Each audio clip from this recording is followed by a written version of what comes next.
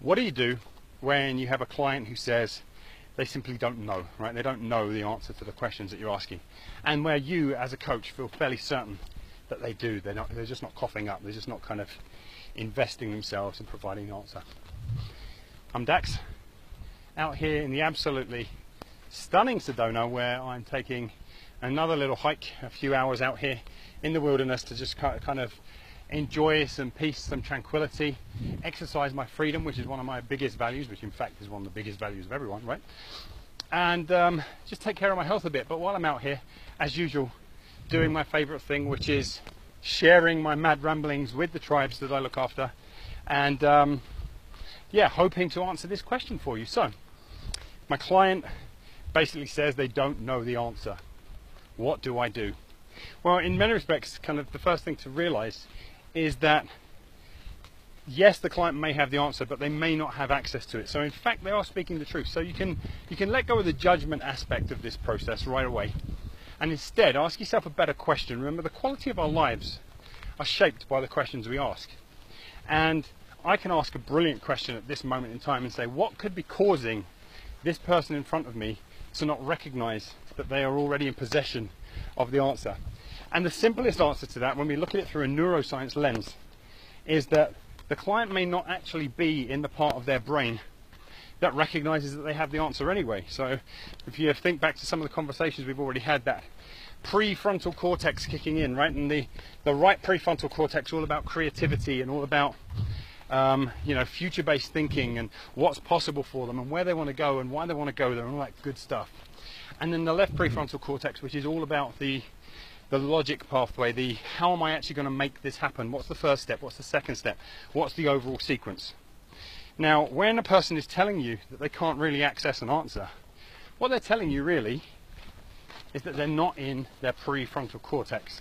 And to use the parlance that we engage in through, going up a bit of a hill, so I'm going to get a bit breathless, to use the parlance that we engage in the mind map program, they're basically telling you that they're in threat.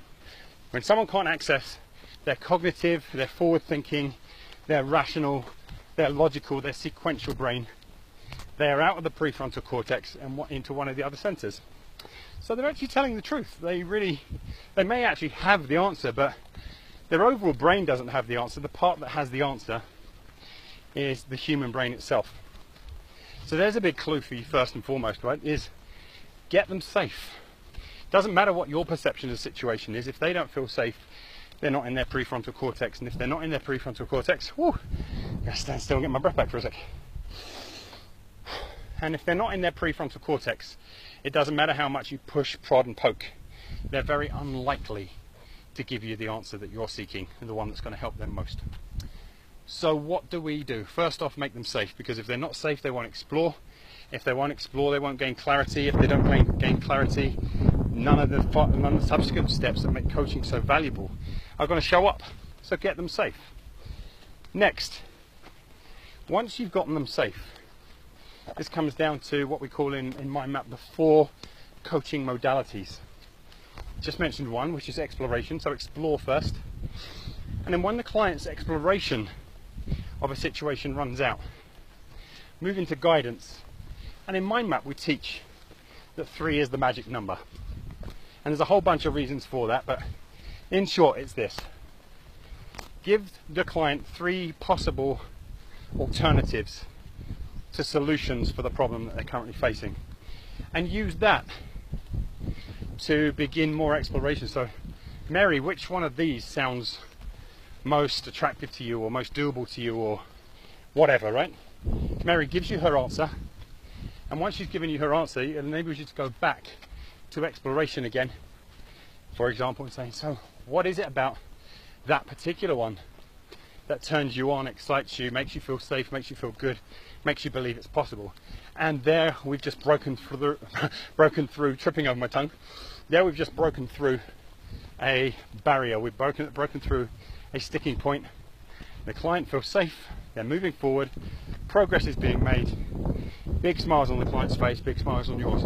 It is that simple. We don't have to make it much more complex than that.